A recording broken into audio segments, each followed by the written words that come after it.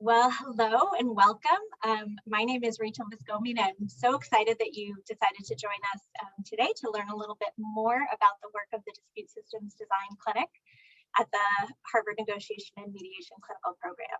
So I have to tell you, I am unreasonably excited about the group of students and former students that have agreed to spend some time with us today to talk about their experience in the clinic. You are in for a treat, whether you yet know it or not. And so I want to maximize the amount of time that they have to share their wisdom and insights.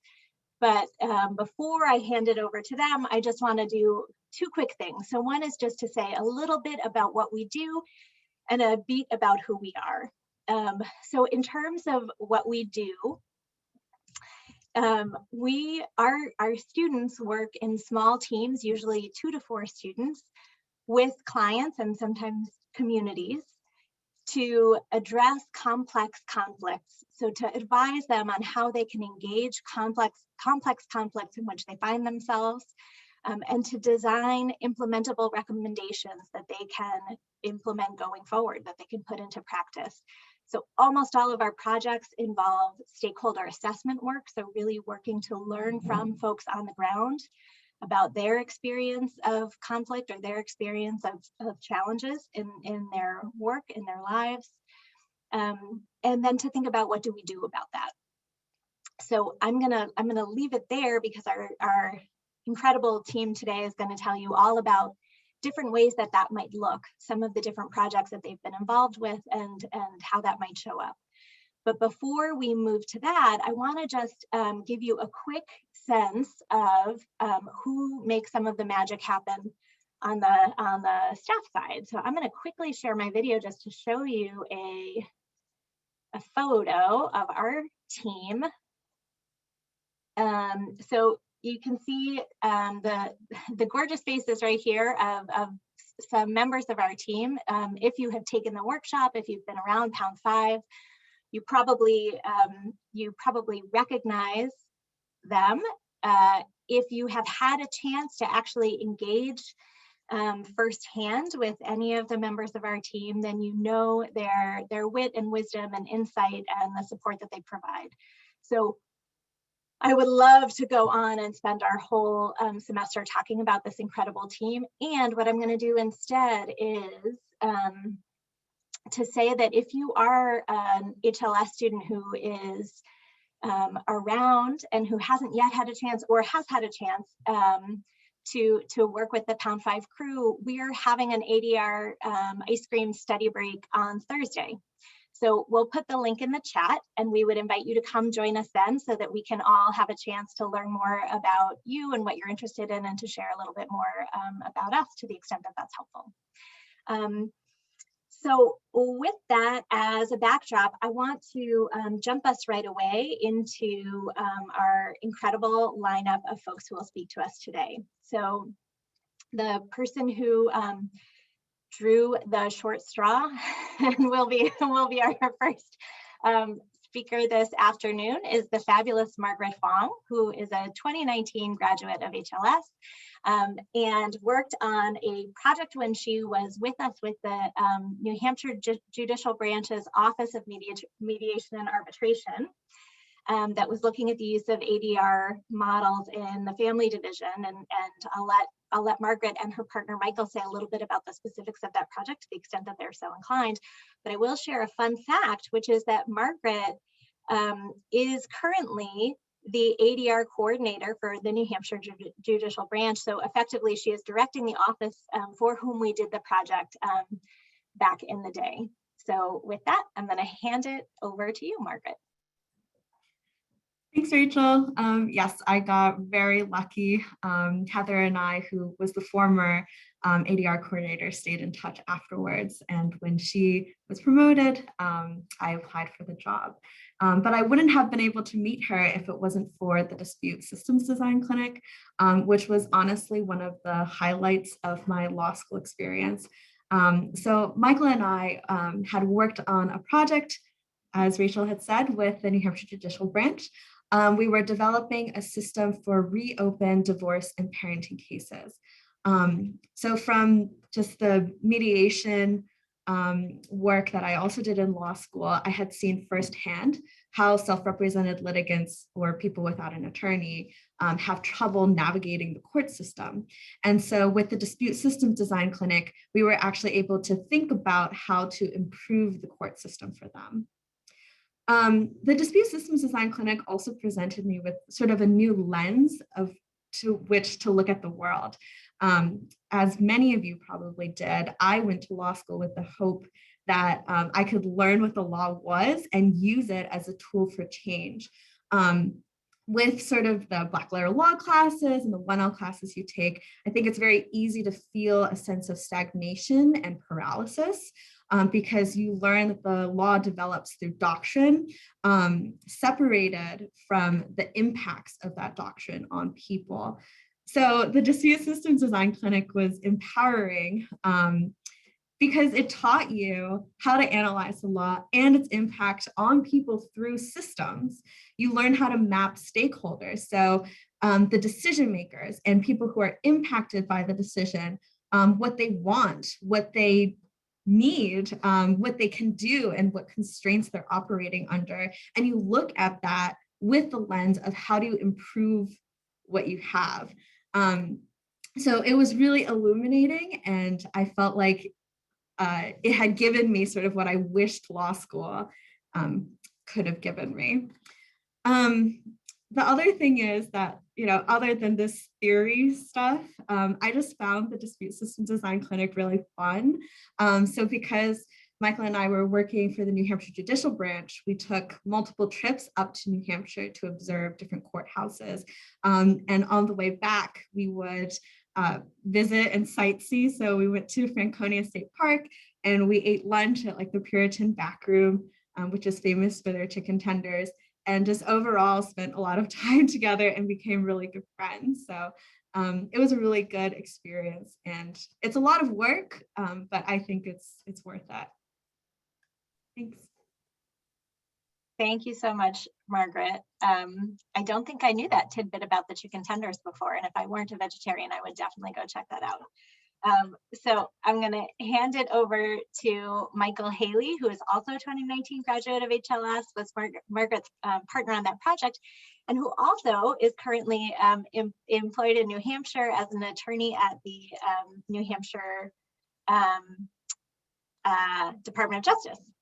And in addition to being a stellar clinical student, Michael has also been hugely instrumental in connecting us with a bunch of amazing clinical opportunities on the client side, which has been awesome and reverberating out in many ways for other students. So over to you, Michael. All right, yeah, so Margaret kind of already gave an outline of what our project was, so I won't spend a ton of time on that. For Rachel's benefit, the Puritan Back Room is a New Hampshire institution, and it is owned by one of our members of Congress. So if you have the opportunity, I'm pretty sure they do have some vegetarian options as well. It's in Manchester. But as I was thinking about my clinical experience and why I would recommend it, I sort of had three general ideas about why I thought it was really valuable for me.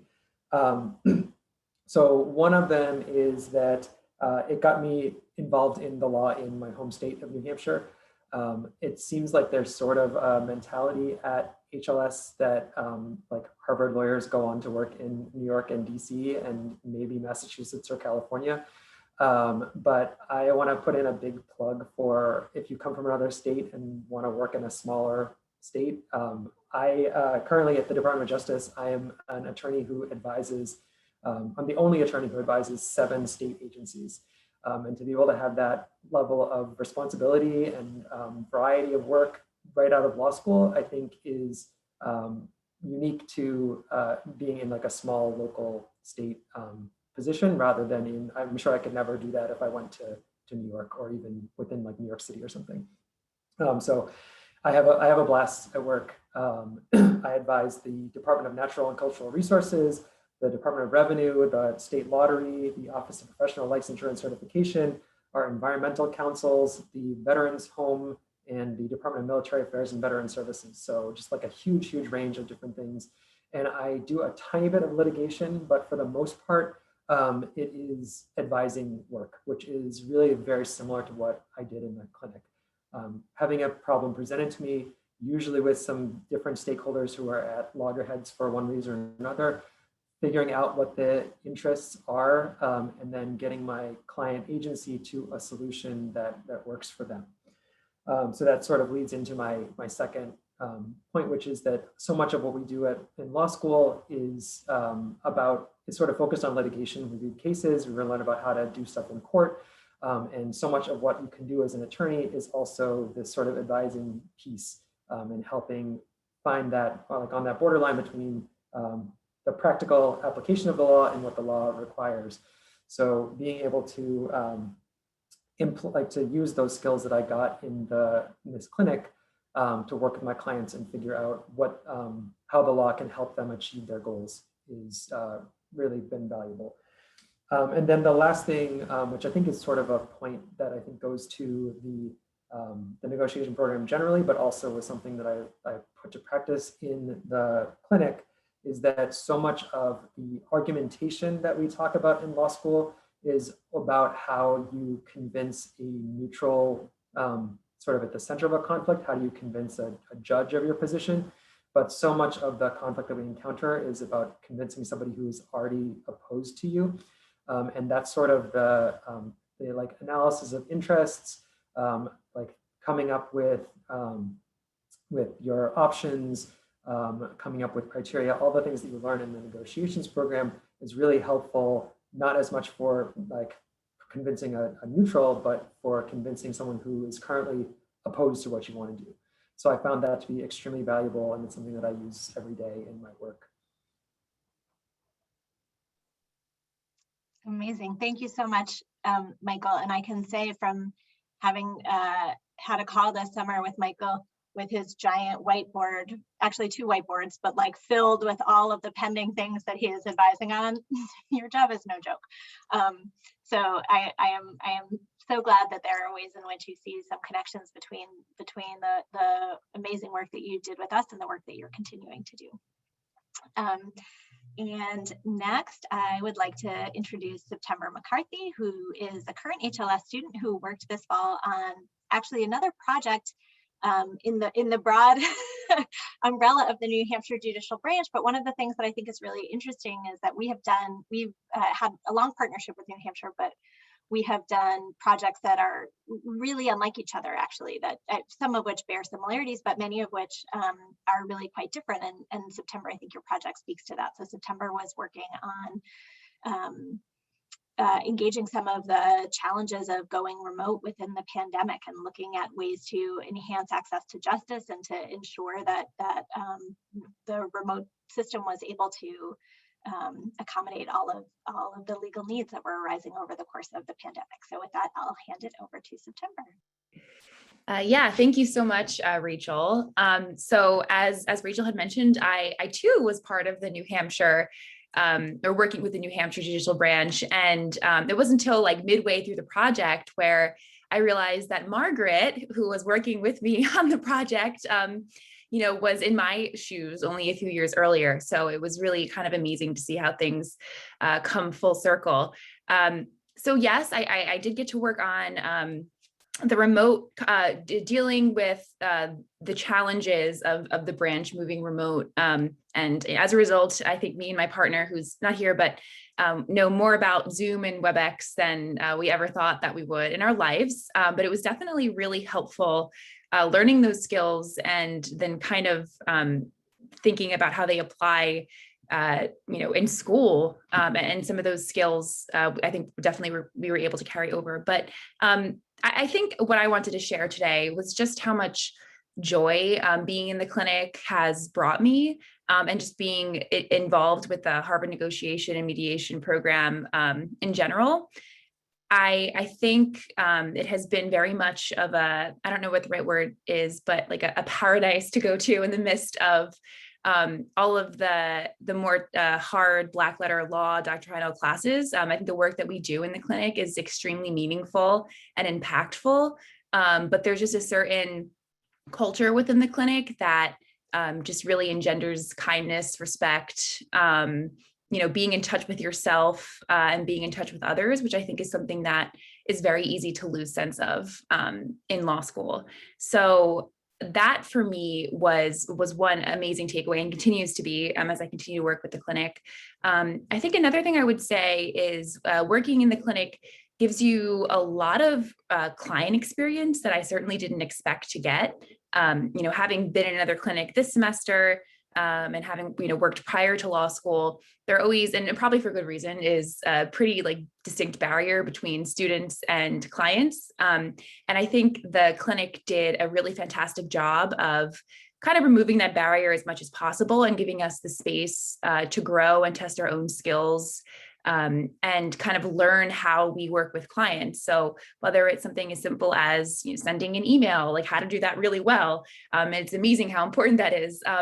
Or learning how to set up a series of 30 interviews, which I think we did over the semester. Those skills that you don't really think about are going to be absolutely pivotal once you move on to a firm, you move on to whatever job you go to after law school, and will really help you become the professional that you want to be. So I think those are my two main takeaways from the clinic. I really enjoyed being a part of it, and I'm very lucky that I'm only a 2L, so I can continue engaging with the negotiation mediation program. So thank you. Thanks, September. That's music to my ears. I feel like certainly my view is that the most amazing thing about the clinic are the people and the students and the ways in which folks really care about the work that they're doing. And so it's heartwarming to hear that you felt that way too. And so next I'm gonna hand it over to Sydney Robinson. So Sydney is a 2020 HLS graduate. She is currently a judicial law clerk in the 2nd District Court of Appeal.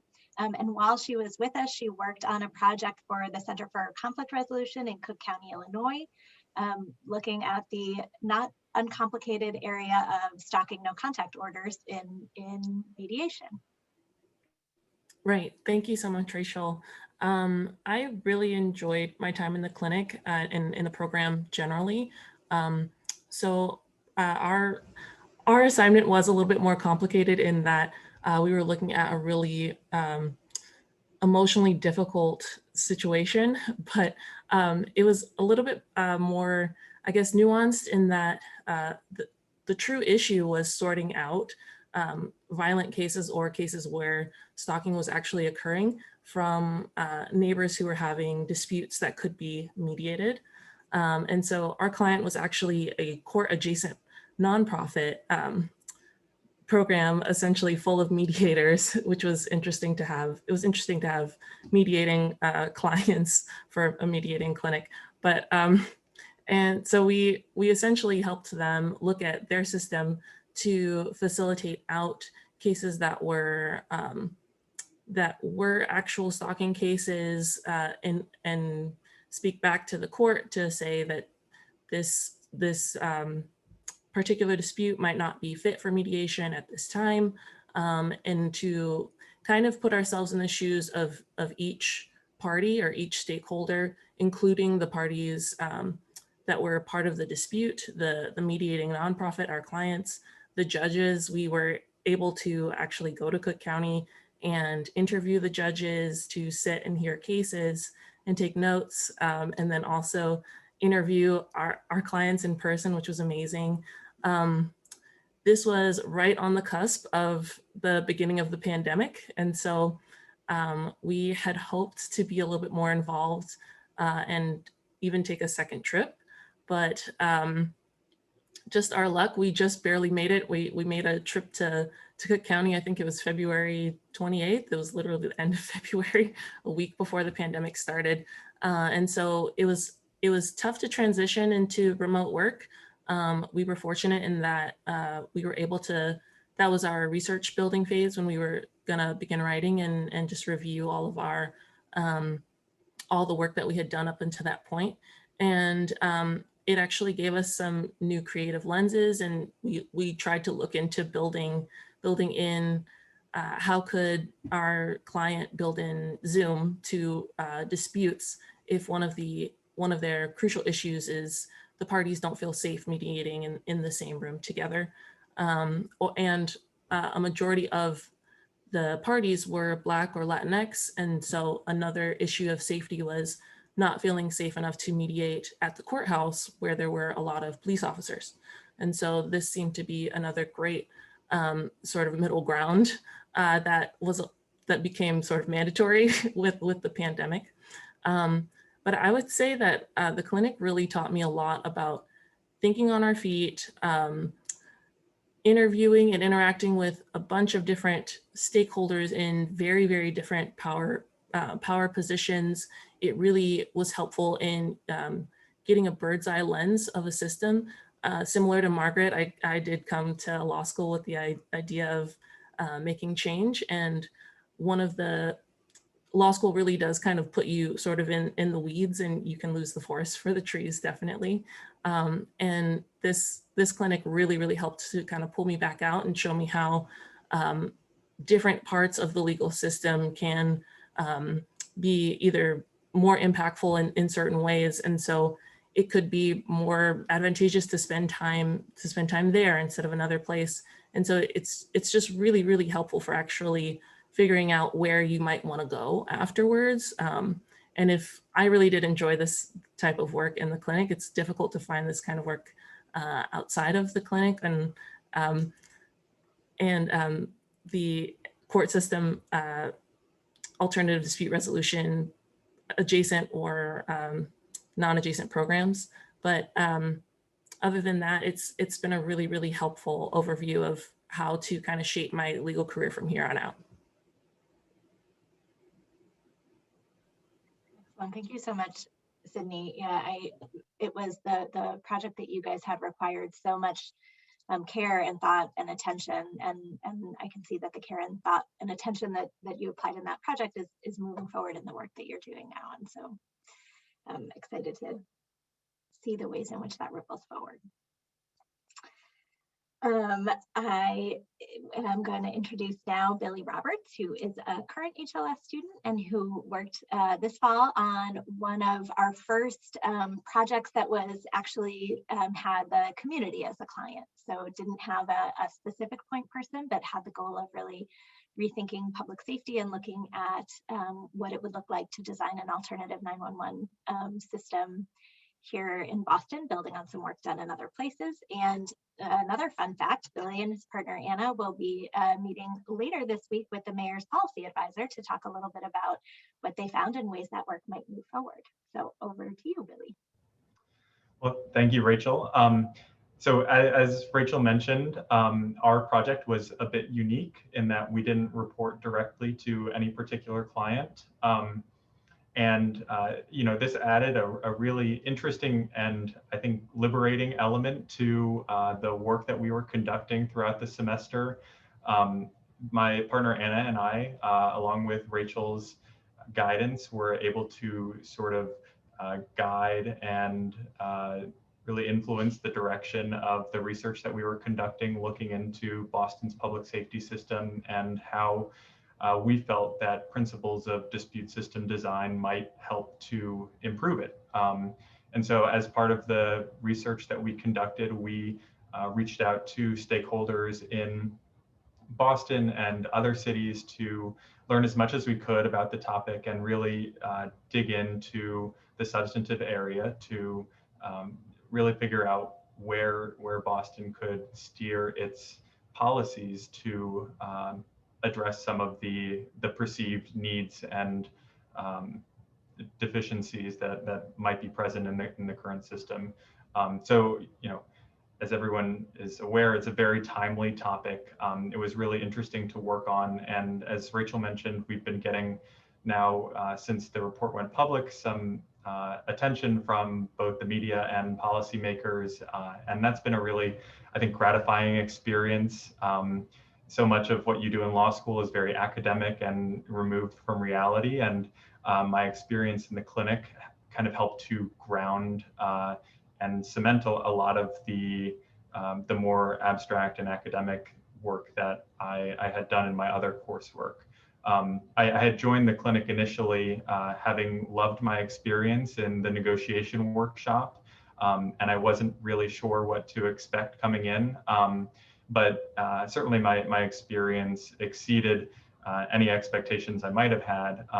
And now several months after the clinic has ended, I'm finding that the work still continues, and I still get to be involved in a topic that I came to really love and care about. And one of the things that I'll mention about the clinic that I didn't quite expect going in, that turned out to be a really important part of it for me, was just the relationships that I built, both with my partner on the project and with our supervisor, Rachel, which last semester being remote, I felt were really important. And even beyond that, will play an important part in my life and my legal career going forward. So it's a really great opportunity to work closely with another student and with an attorney in the clinic, and produce some work for a client, or in my case for the community, that is really impactful, and that you come to really care about. Thanks, Billy. Yeah, it's absolutely the case that neither the work nor the relationships totally end in some cases. Yeah, and also fun fact, I don't know if folks caught, Billy had a little cameo on WBUR, I think, as a result of an interview last week, or maybe that was the week before, I don't remember. All right, so I am going to hand it over next to, so Mallory, you're one of several of our two-time clinic alums, so a real glutton for punishment. Mallory's a 2020 graduate of HLS, who worked both with Restorative Response Baltimore to design a restorative justice program within schools, but also worked in a particular project with the Waukegan School District to do some strategic negotiation advising as they engaged a really complex set of negotiation challenges. And Mallory is now using her negotiation skills with Kirkland and Ellis. So Mallory, over to you.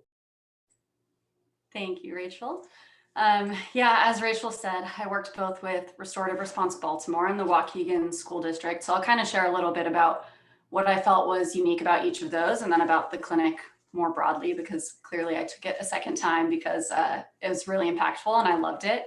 And I would take it a third if I were still a student, but eventually you have to graduate.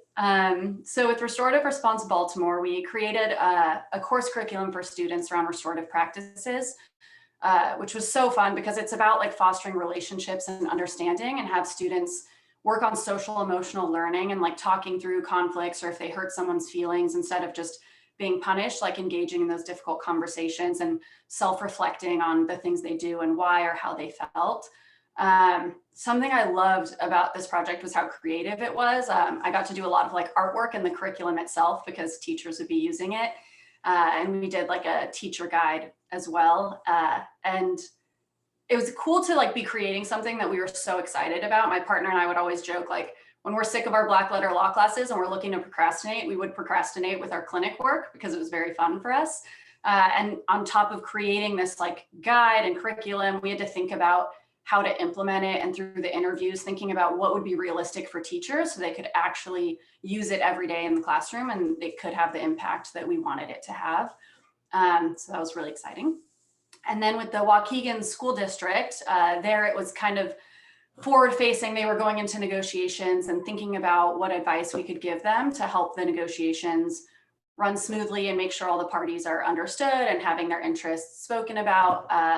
And there it was like really nice because I loved all my negotiation classes. Obviously, I think a lot of people who take the clinic did, but we got to see a different perspective where it's like, we're learning about all these things, we're doing role plays, but now you actually have to apply it in a real world situation where there's a lot of variables and perspectives of the groups that you're implementing it with. So it was fun to do that. And we also got to experiment with an online facilitation tool that was being developed and give feedback on it, which was exciting because that, especially as COVID hit, it became even more relevant when people couldn't travel anymore.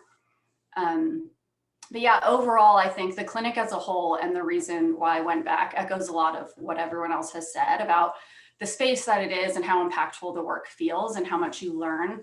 It's, you know, when you're doing your own project, you still come together as like a whole group and you get to hear about other students' work. And it's fun to work with around other people who are doing things in ways that are very inspiring, and to be able to share and feel supported by other students. And also just like the great mentorship and support that everyone in the clinic gives. So you have your like clinical supervisor, but everyone's always asking about your project and really caring. And it was fun to feel like, you know, I'm the kind of person who would never speak in class at all, unless I was cold called and forced to. So normally, like the call with a client would terrify me. And I still remember the first call I had with a client, my first meeting. I was so nervous, and my supervisor was like, do you want to like have me kind of lead and you jump in if you feel like it so you can see an example? And having moments like that where you felt like, you know, if you were nervous or something came up, you were always supported. And then just to see how much autonomy and say we got over the projects and how much everyone respected our perspective, and like the direction for where the projects were going was really exciting. So I think that is a unique thing about the clinic, is just feeling like you actually have a client, but never feeling alone, because like, whether it be someone jumping in to help you when you get awkward on a phone call, or like brainstorm something that you feel stuck on, or you're like, I don't really know where to go at this point in the project. You have so much support around you, but like so much like autonomy and like guiding the project where it's supposed to go. So yeah, highly recommend. And I will say that Mallory's experience by the end of her second project, given COVID complications, Mallory went from feeling concerned about leading a client call at the very beginning. By the end, she was the only student on the project, so she was leading them all and doing a fantastic job. So with that, I'm going to introduce and hand it over to Zachariah McNeil. So Zachariah, I'm going to start with a fun fact, which is that Zachariah, if folks haven't been reading our blog, there have been some great ones recently that Zachariah has contributed that we can pop in the chat so that you can check out and see some of the really thought-provoking and exciting issues he's been writing about. And with respect to his clinic project, he was involved in a project for the Harris County Justice of the Peace, looking at the role of dispute resolution and ways to try to disrupt the school to prison pipeline, and looking at different ways of engaging referrals around truancy and other youth referrals to the court system. So over to you, Zachariah. Yeah, thank you. And it was a lot of fun being a part of this project. So if you're not familiar with Harris County, Texas, you've probably heard about it in the news recently. They implemented a lot of really unique election procedures in the last election, 24-hour voting, drive-through voting, which the state legislature is looking to roll back. So it's a majority Black county in Texas that I think is essential to the makeup of both Houston and the state of Texas. And the problem that we were trying to tackle were that students in local middle schools and high schools were getting criminal charges for incidents at school and ending up in the courtroom of a justice of the peace who was our client. And we were looking to find unique ways that justice of the peace could partner with those local schools and resolve those disputes without sending them to the courtroom. And there have been studies that have found that when a young person ends up in a courtroom, there are detrimental effects far down the line, a much, much higher likelihood of them returning to court for some other criminal hearing. One of the things I really enjoyed is something really similar to what others have said, and that's like working closely with stakeholders. We actually had the chance to fly down to Harris County twice and run focus groups and do interviews. And so being on the ground, working directly with stakeholders and looking for unique options, unique ways that are tailored to the situation that can resolve a lot of the interests at hand. That's something that's just not really available, I think, in law school generally. And there's often this vast difference between the things that we study in our Black letter law classes and what's actually happening on the ground. And even though I think the law is imbued with the narratives of real life people, it's still very distinct, very separate from the real life experience. And so I would say even in comparison to other clinics, like litigation-based clinics, there's still a little bit of that distance. And so being able to like get on the ground and have these conversations was a really unique opportunity. And one thing that I found like really difficult in this process was thinking about implementation. Who will implement our solutions? How so? What tools? And where will they get the resources from? Who's going to do the training? And being so close to the stakeholders forces you kind of to step out of your ivory tower. I think working with clients, particularly clients in communities that are majority low income, it can feel like, wow, I'm stepping from like, you know, Harvard, where I walk in and everyone's like, oh, that's the guy from Harvard, or they're the team from Harvard, and they have like these cool answers, or on this like pedestal. But then stepping into a community where the reality is that I had far more to learn from them than they from me. And so that partnership required a lot of deep thinking about like, how are we actually going to implement this, and who's going to implement it, because it wouldn't be me, it would be people on the ground. And so what is their incentive to implement it, and is this worth making a reality? One of the things I learned is that a lot of creativity and design work can go really, really far in opening up the breadth of solutions to various problems. And I think that the easy way out is not often the best way out. And so being able to spend a lot of time really thinking about all of the issues at hand was a really useful process for me that I hope to implement as I begin my my legal career in the next few months. Another thing that I thought was really interesting was working for a client for free. And there are some clients who I think will take your free work and have like really high expectations, but then there are others who might say, wow, this is free, this is amazing, everything that you're giving me is really great.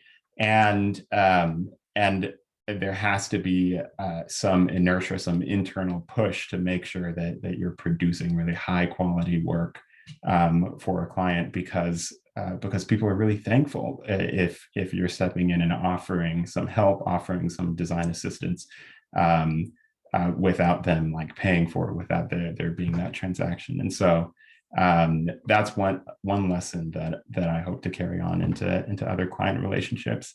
And then after the clinic, I was fortunate to, you know, not step aside completely, but to be able to write a few blog pieces that I find really interesting. So I hope other readers do, at the intersection between identity and commitments, and then also the question of what makes up a win-win negotiation. But really enjoyed being a part of this community and continuing to be so. Thank you so much. There's so much in what you said that spoke to me, but part of it, I think, is the reflection on the role of really humility, and how do we learn from the stakeholders. And I think a lot of times we're kind of a conduit really for trying to make sure that the voices that need to be heard are coming through and are informing the approaches that we take and we follow. And I think that that's not always in the foreground of our sort of traditional legal work. So I think it's a big value of some of what we try to work with. So I really appreciate those reflections.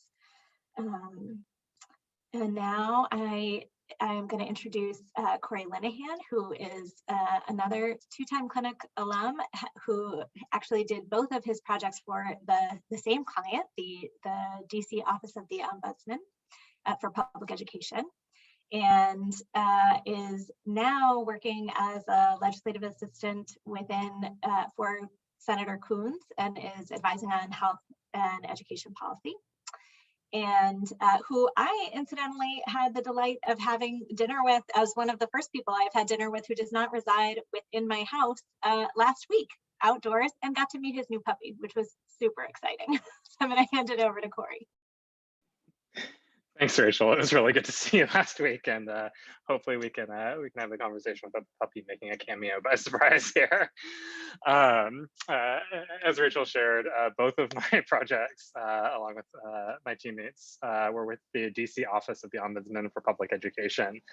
And what that office amounts to, for those of you not familiar with the role of an ombuds, is basically a free, publicly available, publicly resourced problem solver for families and students and educators when they experience conflict around how to proceed with a student's education.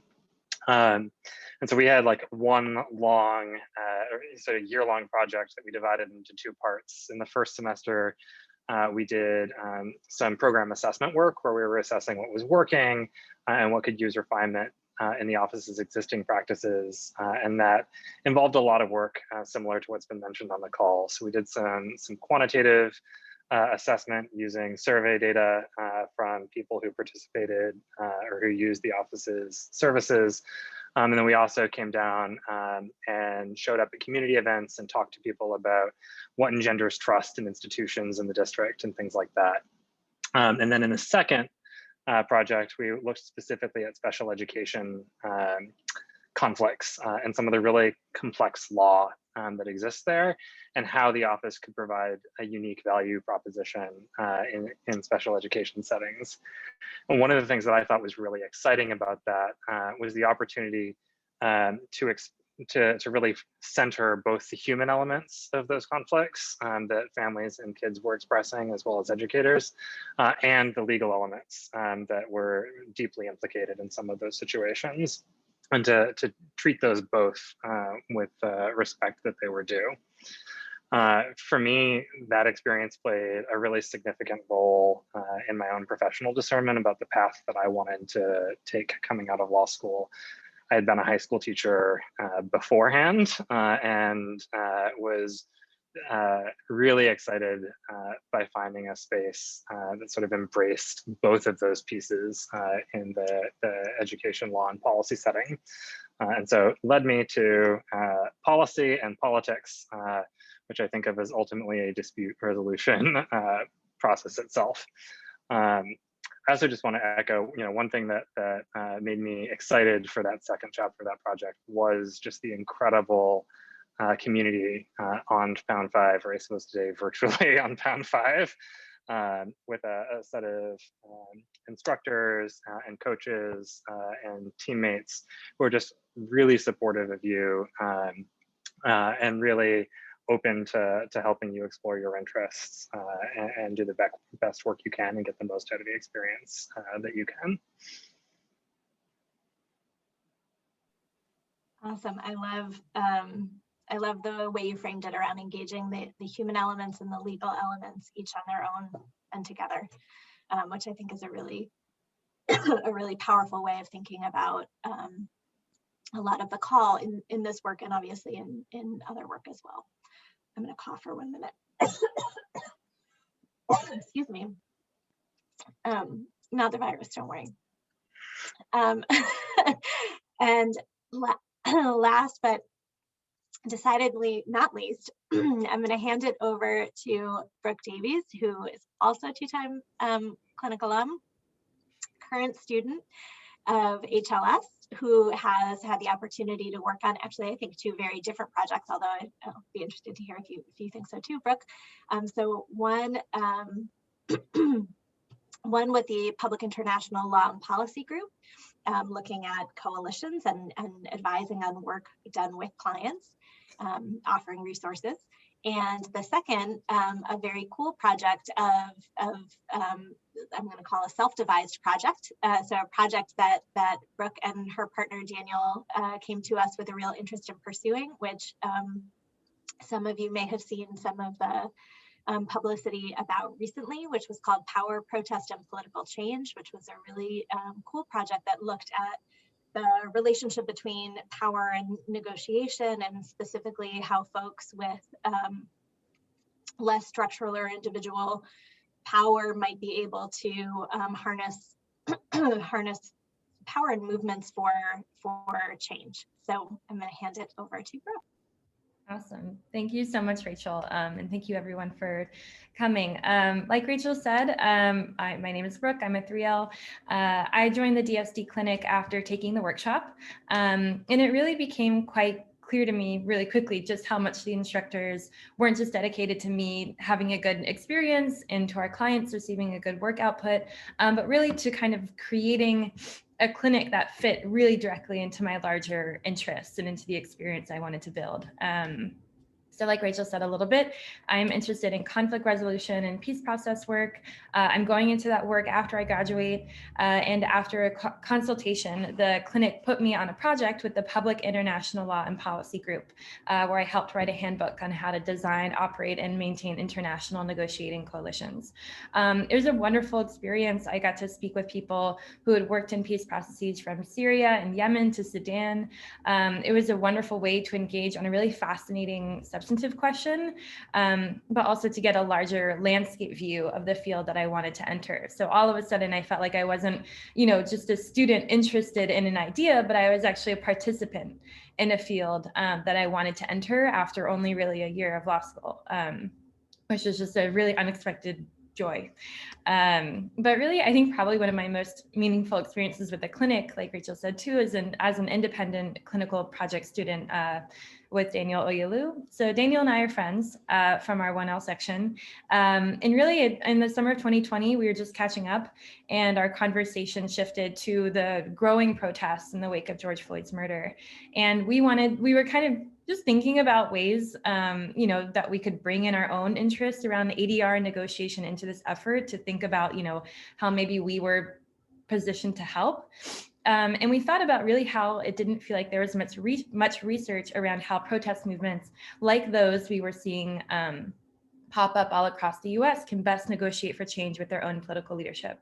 And we originally thought that we might just try to write an op-ed or two, or even set up some sort of informal reading group on the convergence of protest and negotiation. But when we brought this idea to the clinic, there's this huge show of interest from the instructors. And they actually came up with the idea of bringing this project kind of in-house, so to speak, and working on this question as independent clinical students. And so really, with help from all of the instructors, and particularly Lisa Dicker, our supervisor, we ended up writing a report on how protest movements can build power to get into the negotiating room, what to do once they get there, and how to deal with challenges like the asymmetry of power between them and their political leadership. And, with Lisa's really enormous guidance and connections, we interviewed activists from 7 different country contexts in Sudan, Tunisia, Venezuela, Belarus, Syria, Yemen, and others. We interviewed leaders in protest movements from Black Lives Matter to the Sunrise Movement to local bail support groups in Charlotte, North Carolina, and in Houston, Texas. And we created this document that we're really proud of, and that the clinic has really kind of brought forward and championed since we left. So I think for me, the DSD Clinic is just not only a place to engage with questions I'm interested in, it's really become a wonderful community. I think you've heard this echoed throughout everyone here. I mean, I don't think we often see an academic program as a home on campus, but the DSD Clinic and the instructors really have worked hard to make it become one. And that's something that I'm, going to take with me and remember and try to come back to as often as possible and as often as you'll let me after graduating in May. And so that's just been something I'm so grateful for. And it's really also been just wonderful preparation for my career after graduation. So I'm going to be working at an organization next year that does constitution building and conflict resolution work. Specifically, I'll be working on the processes in Yemen and Sudan. And actually, when I interned at the organization in 2019, one of the UN envoy to Yemen's ask to our team was to help the Yemeni government sort out internal divisions within the coalition of parties that made up the government, which was straight to the report that I wrote during my first semester in the clinic. So when I started that work, I was really grateful that I had worked exactly on that question for 3 months the semester before. And they probably thought that I was way more experienced in other matters than I was, but it was just this phenomenal preparation and really was just such a seamless connection to the work I wanted to do. But so yeah, thank you all. Thank you for this time. Well, Brooke, it's definitely a lifelong commitment to and welcome to the DSD Clinic community and to virtual Pound 5 wherever it shall move. So we definitely do hope that you will continue to be engaged and involved, and certainly we really appreciate that folks appreciate that too. So I would love to see if we have any questions that folks would like to ask. I know there are a couple that have come through in the chat, and folks are welcome to add others. And I guess I will just start with some of the ones that I see here, and I'll just open them up. So if you want to, pop in, just feel free to unmute yourself and jump in, or if that becomes unwieldy, we'll come up with a better plan. So here is one. Let's see. How do clinic students learn the substance principles of dispute systems design work? Anybody want to jump in on that? I can take that. So as there's kind of two components to being part of the dispute systems design clinic. There's the seminar, which I believe is only 1 credit, please correct me if I'm wrong. And then there's the actual clinical work itself. So in the seminar, there's very, very reasonable, but there's readings that we get that kind of give us more information on the kind of theoretical background underlying dispute systems design. And frequently we'll discuss that in the clinic. We'll do kind of little workshop exercises to practice those skills. And then from the seminar, we copy those skills over to the clinical work itself, where we continue to workshop those ideas. So I would say a lot of the theory ends up kind of coming from practice, and then it's all backed by some interesting readings that we do in the seminar. Great, thank you, September. And I see another question that has come in from Cheryl. So between spring and fall, do you expect a difference in travel versus in person? And is the wait list shorter for fall or for spring? So maybe I'll take that one, since unless you guys know something I don't know about the wait list, I might be best positioned. So we don't, I can tell you that typically the wait list is shorter in the,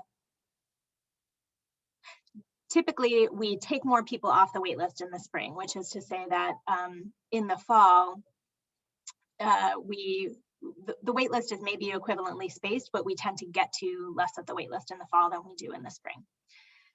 And with respect to spring and fall, do we expect a difference in travel in person?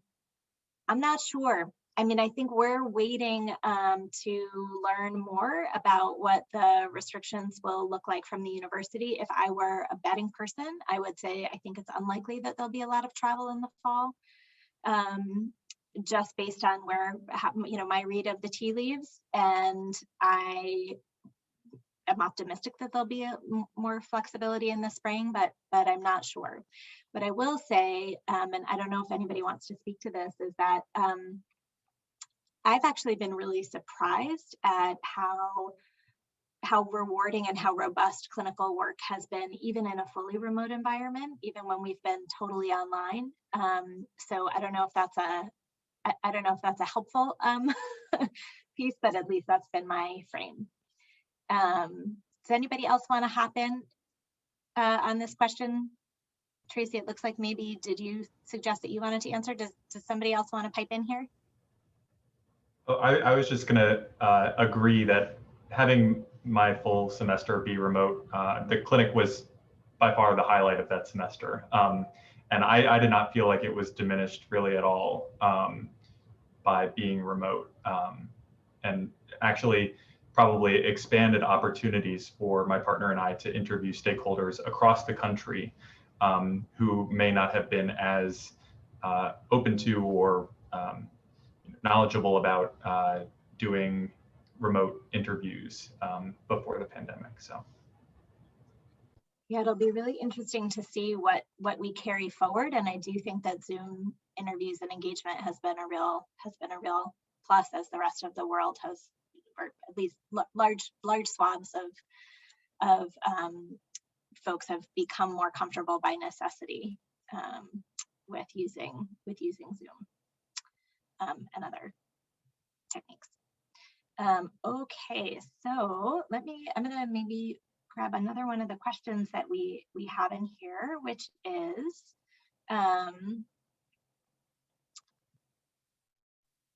what is the relationship between clinic students and clinic instructors? So I think some folks touched on this, but if anybody else would like to add, the floor is yours.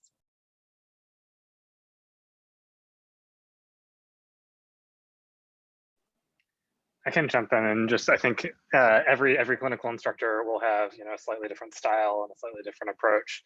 But the analogy that I think makes the most sense in many ways is almost like a coach, where you're the one who's ultimately executing on the project and the one who's responsible for delivering the process.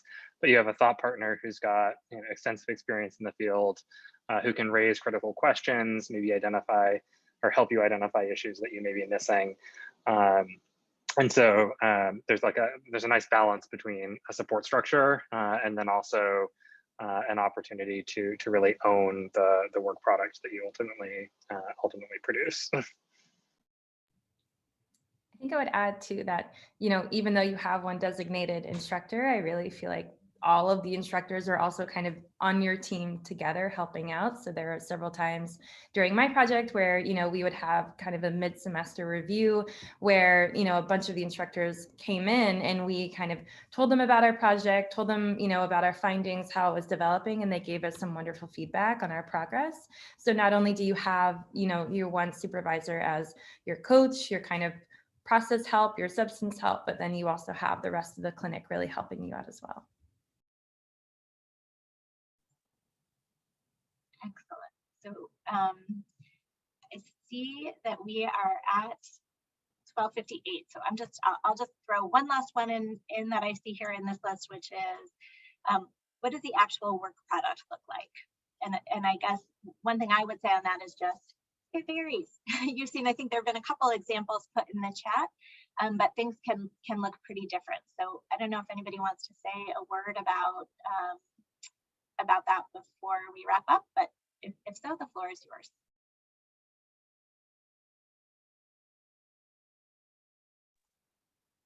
I just throw in addition to sort of the reports that you can see online in some instances, Margaret's in my presentation had a written report, but we also ended up giving a presentation to the administrative judge. I think your sound is going in and out a little bit. I have a terrible computer. I'll try to get closer. In addition to producing a written report, Margaret and I did end up giving a presentation in a blizzard, as I recall, to the administrator of the court system in New Hampshire, or the administrative judge who leads the circuit court system, and then several of the court administrators. So there was a written component, but also a presentation component. Excellent. Yeah, and I think a lot of projects do involve a live aspect. Some folks have done written reports. In some cases, folks have put together videos or curricula or various things. So super helpful. I'm so grateful to everyone who was able to join us today. I only wish we could be in person and have a chance to really hang out, and so that we could feed you. But really grateful to everyone for joining. Really looking forward to any questions that folks have. Feel free to email us directly. If you can join our ice cream social, we'd love to see you there. And I just want to extend huge thanks, in addition to everyone on the panel who joined us, to Neil McGarrigan and Tracy Blanchard, who both put in a ton of work in putting this all together. And with that, I will sign off and say goodbye to everyone. Have a lovely rest of your day.